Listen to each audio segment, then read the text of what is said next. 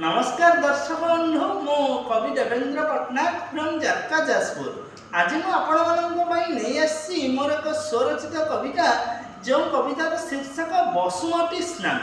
बसुमती स्नान बसुमती स्नान तो चलीगला काली 22 पाहाचे मुहि चाली चाली गली। बसुमती स्नान तो चलीगला काली 22 पाहाचे मुहि चाली चाली गली। बिंची हेला खुशी शस्य हृदयर खेते वीर जगन्नाथ धाम चांद देला हाते।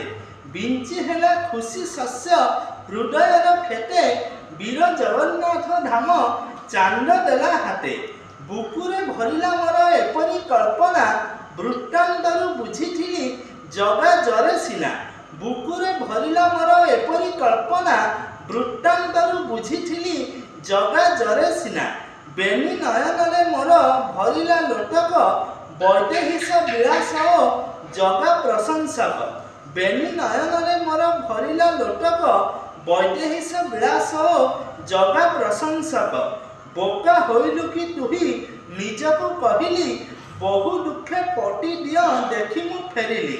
बोका होइलु कि तुही निजको कहिली बहु दुखे पटी दिय देखि मु फेरिली। बाहुड़ी आसी देखिली शिल शिल पुआ। बाहुड़ी आसी देखिली शिल शिल पुआ। बोउ मोर पूजी अच्छी होई अच्छी धुआ।